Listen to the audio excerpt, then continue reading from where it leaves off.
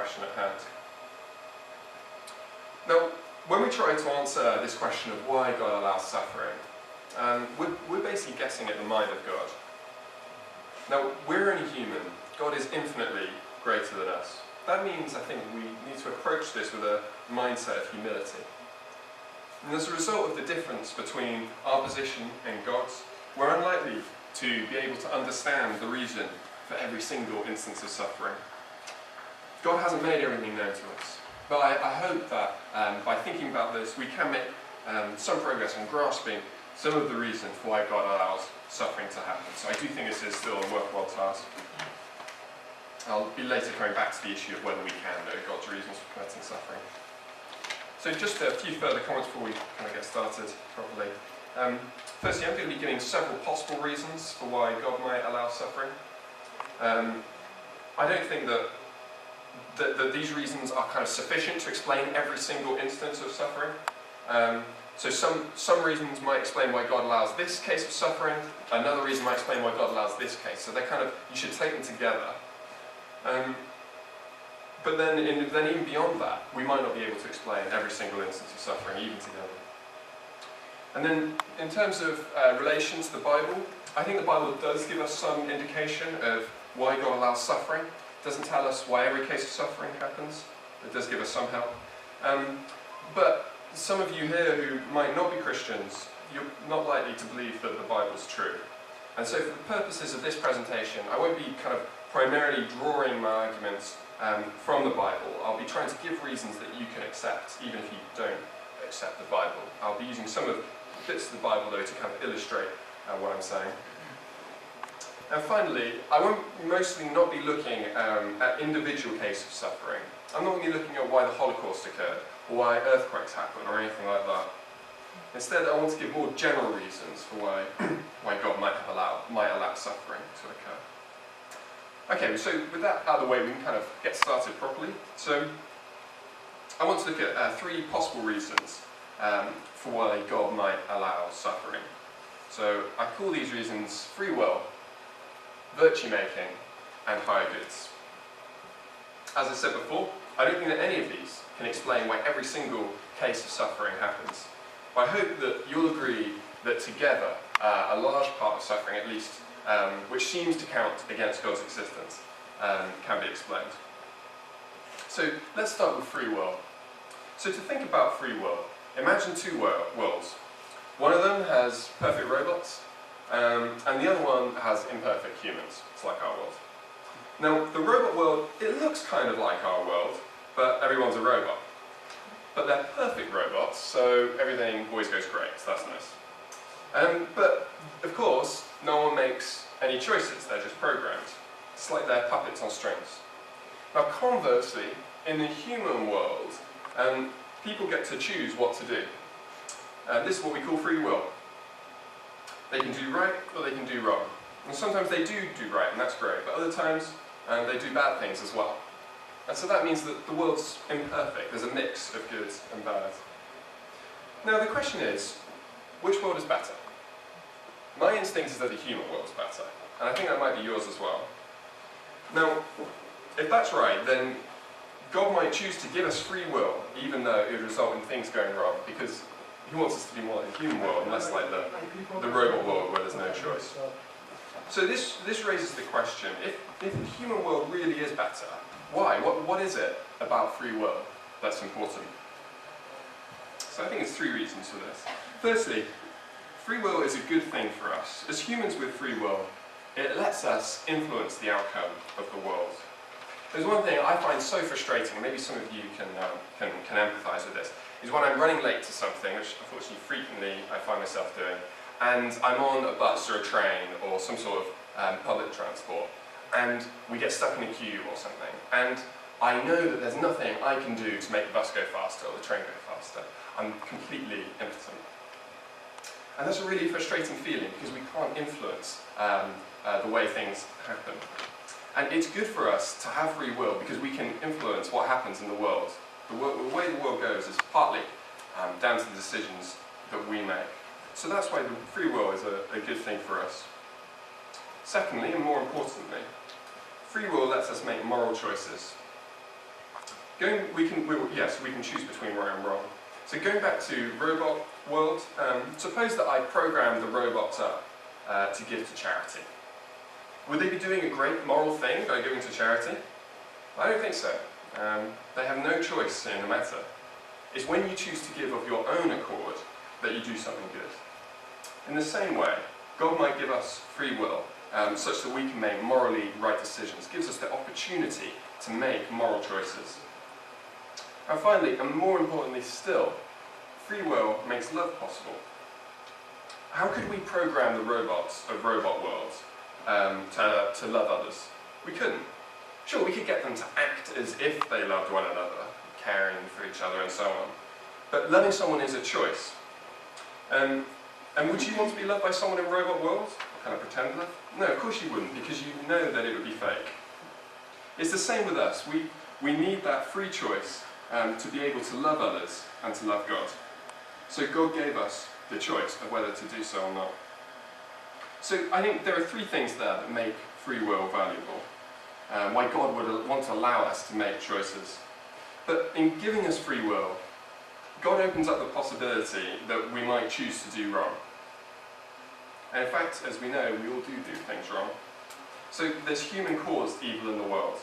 But overall, it's kind of made worth it because we can have free will and make meaningfully free choices, which is a great thing. So that's the first reason, free will. I think another reason that God might allow evil is what I've called virtue making. Which isn't really a very good name for it. But is that sometimes suffering can help us become better, more virtuous people. Basically, I think there's two ways that this can happen.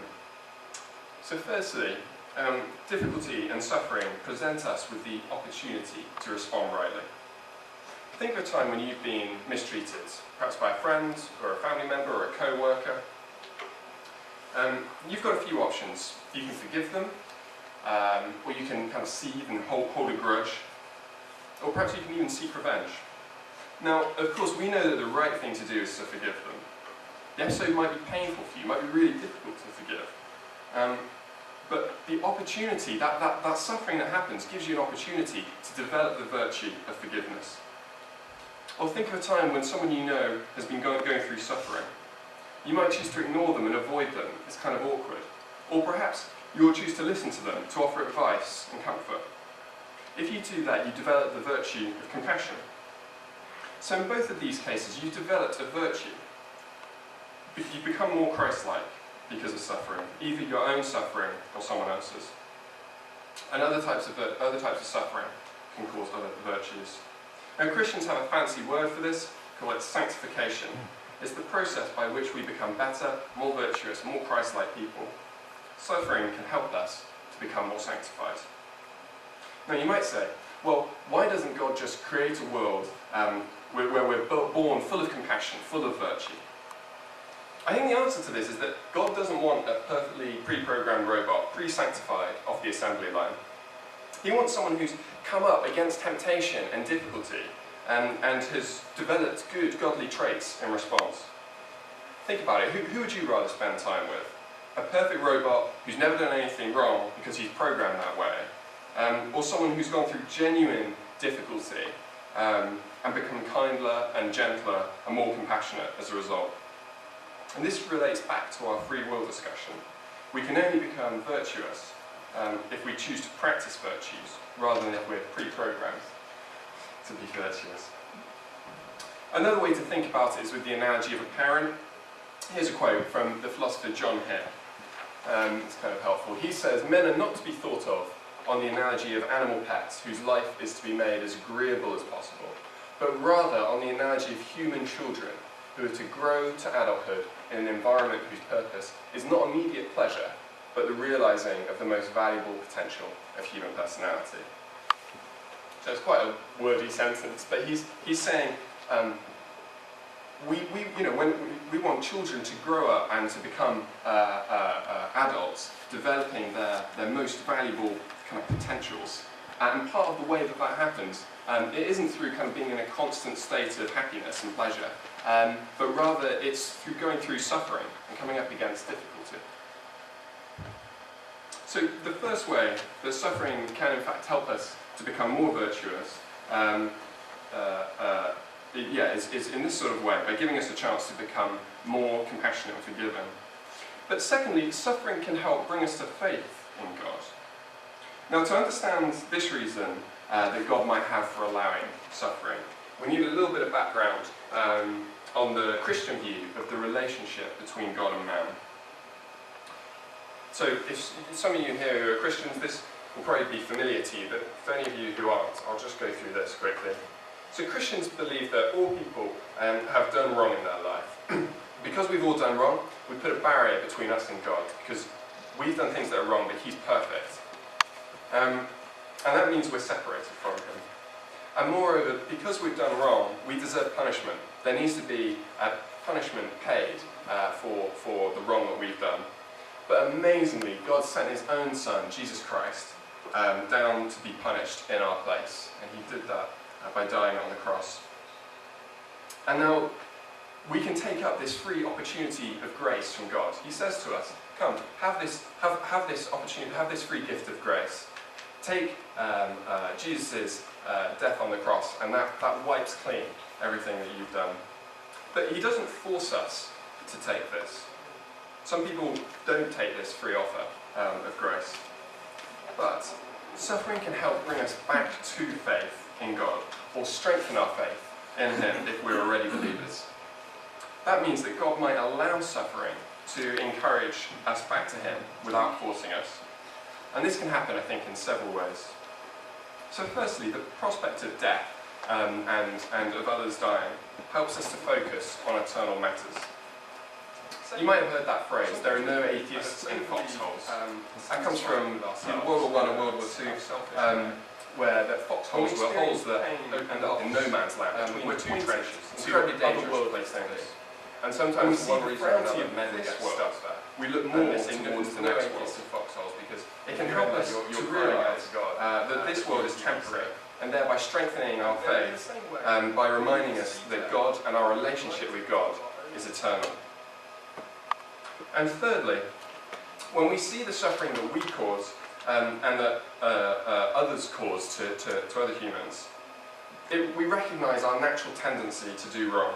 It helps us realise how our very nature needs to be fixed, and so we might come to ask God to fix it. So when we see this suffering that we've caused and that others have caused, we might say to God, God, please change my heart to desire the right things and not to desire the wrong things. So in this way, God can allow this suffering to happen, which encourages us to turn back to Him, but without forcing us to do so against His will. Now this isn't guaranteed to work. Some people go through suffering, even terrible suffering, and reject God. But some people will come to know Him through their own suffering and the suffering of others. Now this might chime with your experience.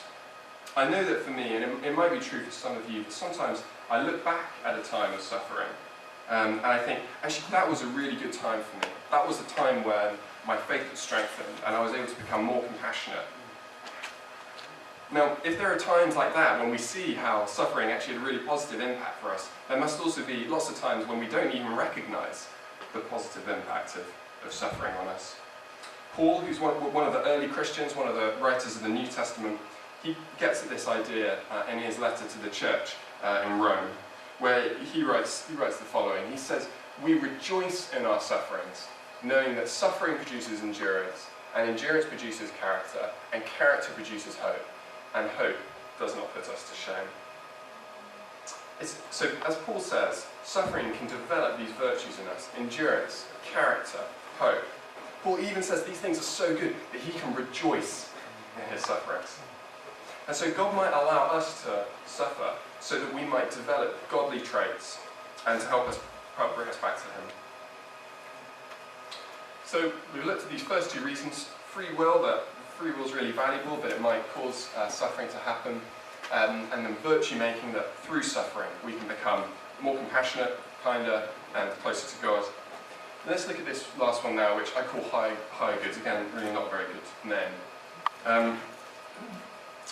So the idea here is that there are some things which are really good, but which are only possible if suffering occurs. The resulting goods are in fact so good that they might outweigh, or at least significantly mitigate, the badness of the suffering. Now again, I'm not saying that every single case of suffering can be explained by this, but I do think it can explain some of the reason for why God allows suffering. When I talk about higher goods, I'm contrasting them mainly to experiences. Things like enjoying a great book, or a really tasty meal, or going for a walk, or other kind of normal things like that.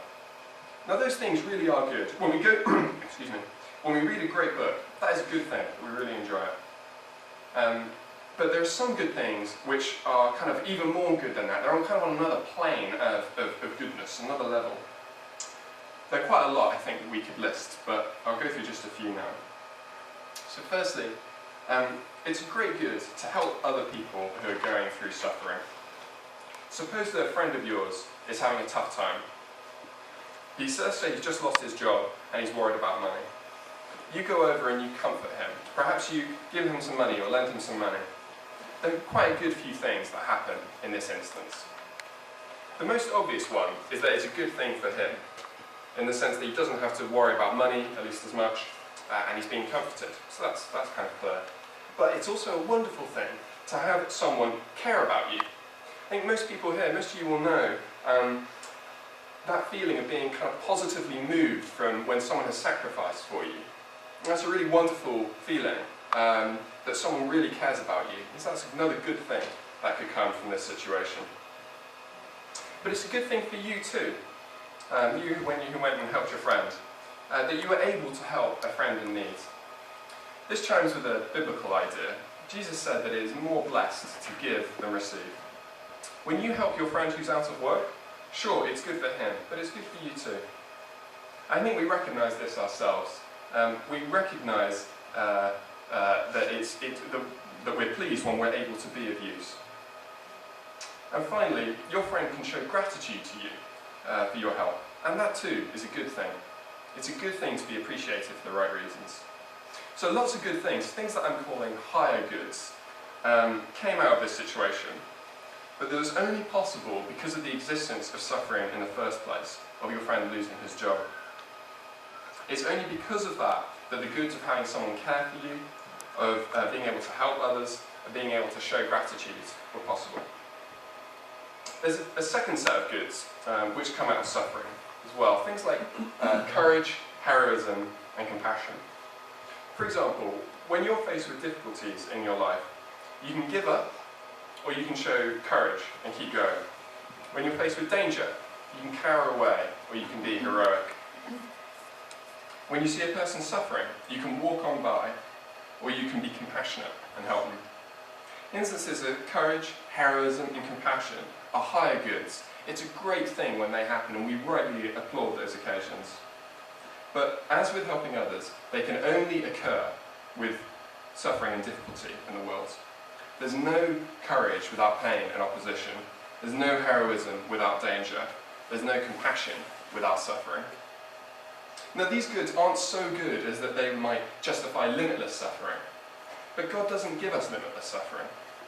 The Christian view is that anyone who accepts Jesus' offer of forgiveness, that I mentioned earlier, will live forever and will live in unity with God.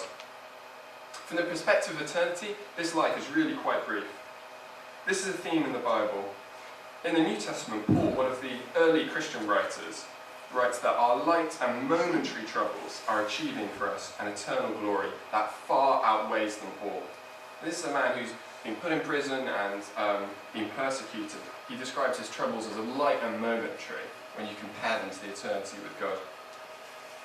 So the existence of suffering makes possible all of these things which go towards making a good world, things like courage and heroism and compassion.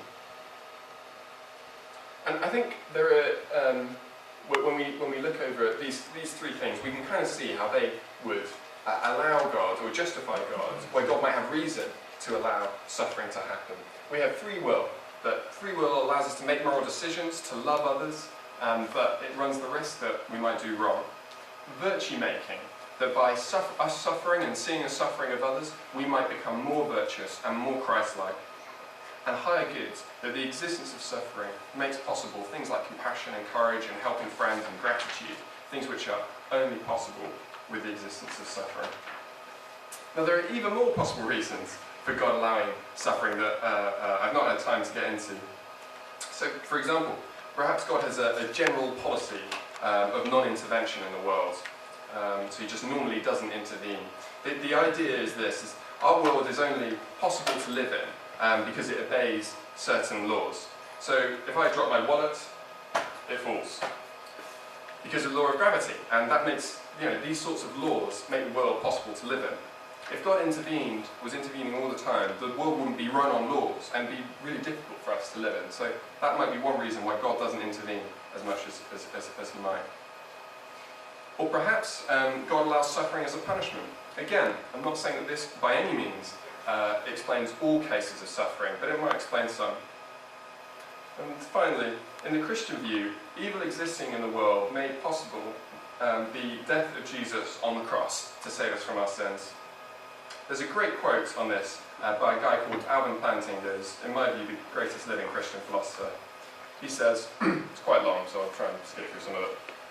God was willing to undergo enormous suffering in order to redeem creatures who had turned their backs on him. He created human beings, they rebelled against him, and constantly go contrary to his will. He sent his Son into the world. He became flesh and dwelt among us. He was subject to ridicule, rejection, and finally the cruel and humiliating death of the cross.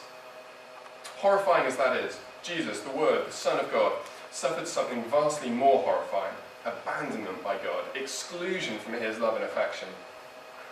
All this to enable human beings to be reconciled to God and to achieve eternal life. And here's the key sentence.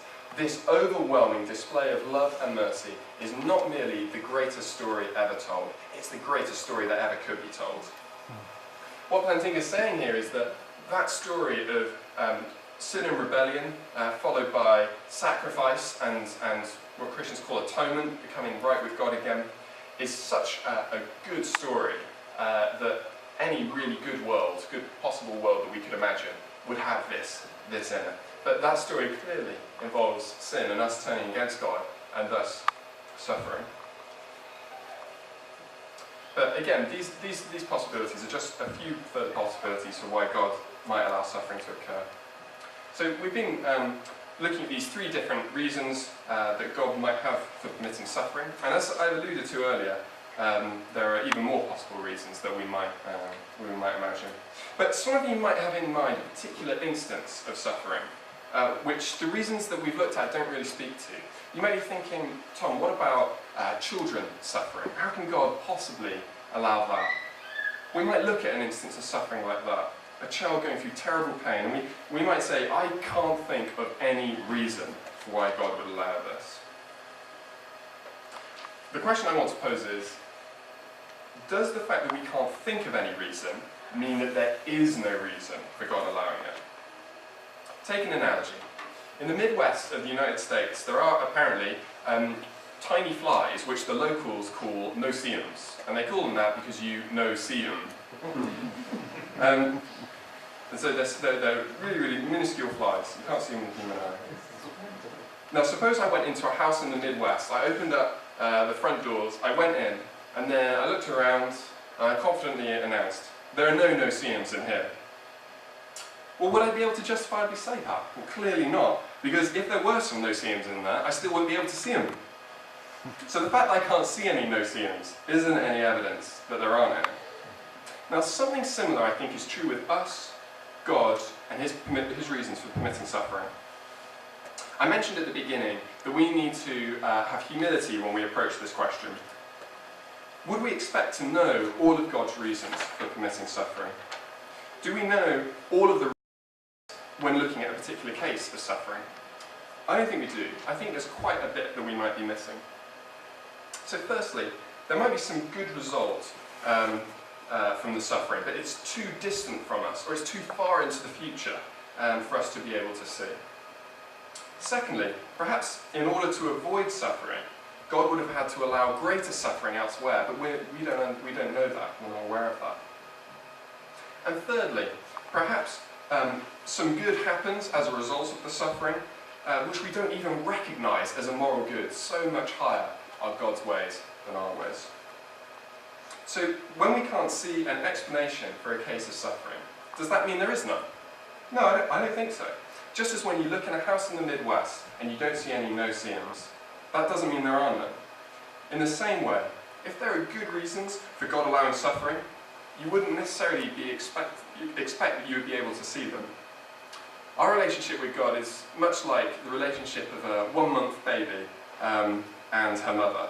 Just as the baby is unlikely to understand all of the purposes of her parents, so we are unlikely to be able to understand all of God's purposes. So when we can't think of a reason for suffering, that doesn't mean that there is none. No, that there is no good reason that a good God could have allowed it. And we see this idea in the Bible too. In the book of Job, Job has gone through terrible suffering. He can't think of any reason for God allowing this suffering to occur. He actually says he wants to take God to court. It's like in that rubbish film you might have seen a few years ago called The Man Who Sued God. But when God replies to Job, he doesn't tell him the reason for his suffering. Perhaps Job wouldn't have been able to understand. Instead, he emphasises how little Job knows compared to how much God knows. God is saying that just because Job can't think of a reason for him allowing suffering, doesn't mean there wasn't one, because Job knows almost nothing compared to God. So to repeat, just because we can't think of a reason for suffering, doesn't mean that there is none. That there is no reason that a good God couldn't have allowed it. So much greater is he than us. So in conclusion, I've argued that there are several reasons that God might have for allowing suffering to occur. It might be to respect our free will, or to allow us to become more virtuous, or to have greater faith, or to allow higher goods to be obtained. But as I've been reiterating throughout, these reasons might not explain every single instance of suffering, even taken together. When that's the case, we need to think about our position relative to God's. We're not likely to know all the relevant facts to judge whether a good God could have allowed a particular case of suffering. So even when we don't understand an instance of suffering, that doesn't mean that there's no good God who rightly allowed it to occur. Now, if you want to think a bit more about these issues, I put a few books and articles up there that you might be interested in looking into. If you want to email me about any of this, or if you'd like a copy of the slides, my email address is there too, so do please make use of that. But for now, I'd really like to thank you for your time, giving up half an hour of your time to listen to me, and invite you to ask any questions.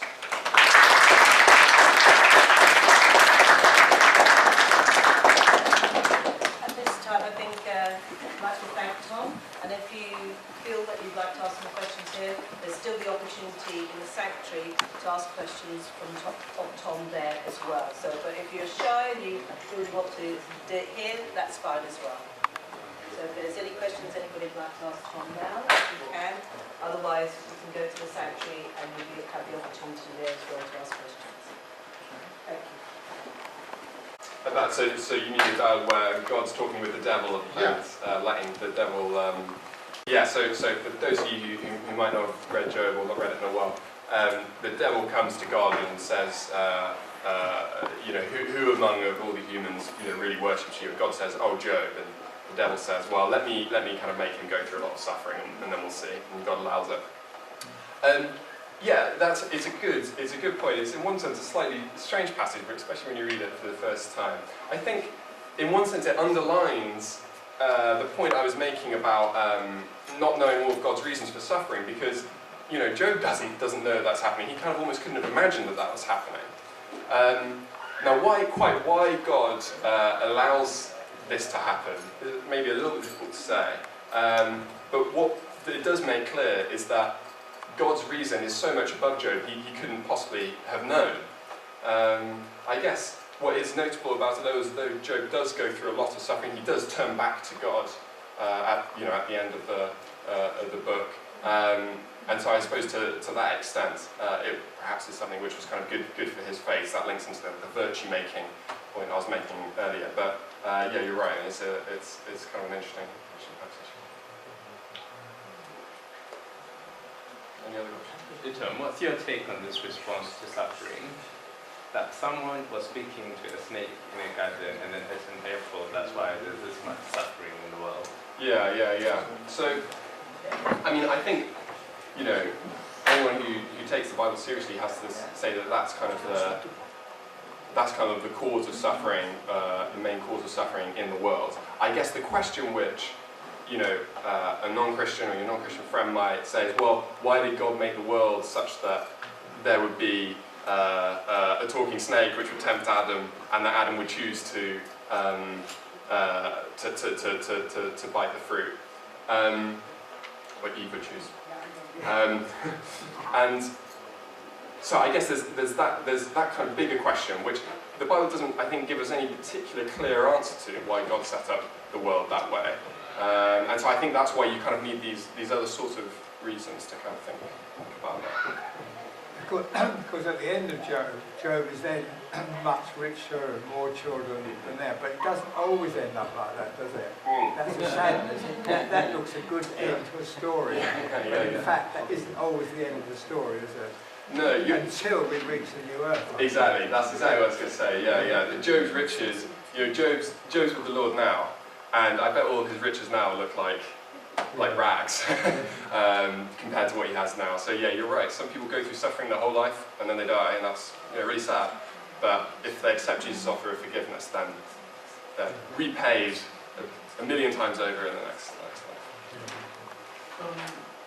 To what extent and what are the factors that would mean that the faith of one person would allow a certain suffering to be avoided, while another's who probably has the same or even higher faith not avoid that specific suffering? Sorry, can you kind of clarify your question? I'm quite sorry. It is. It's because sometimes a problem that a lot of Christians have is when they have faith and they trust that God can make them avoid.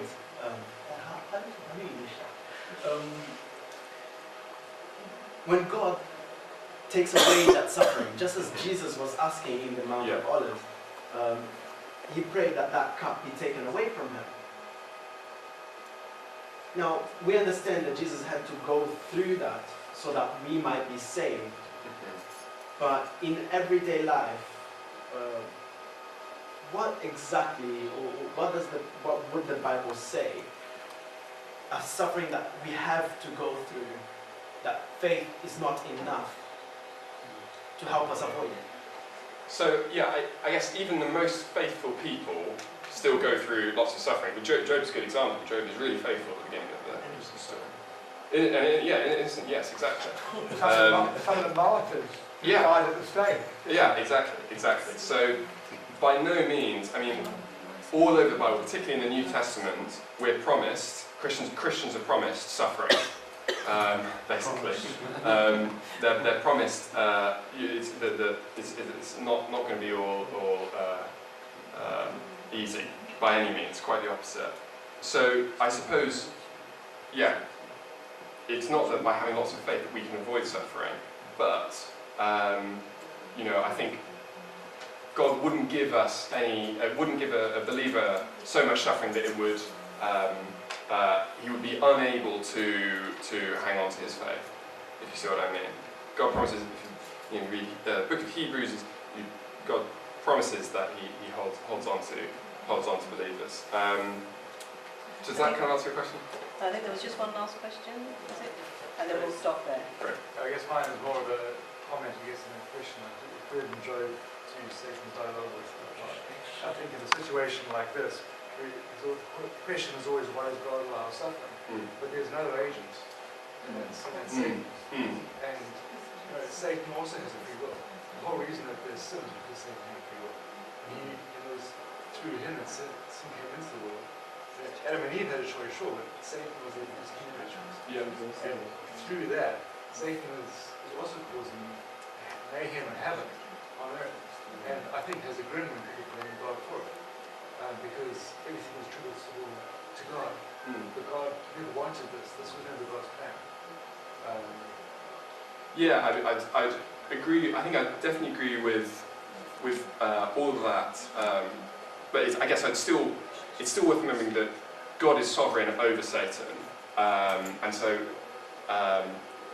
Satan's only able to do his work because God permits it. But you're of course absolutely right. Didn't Jesus say, well, I think it's in the Bible anyway, that Satan is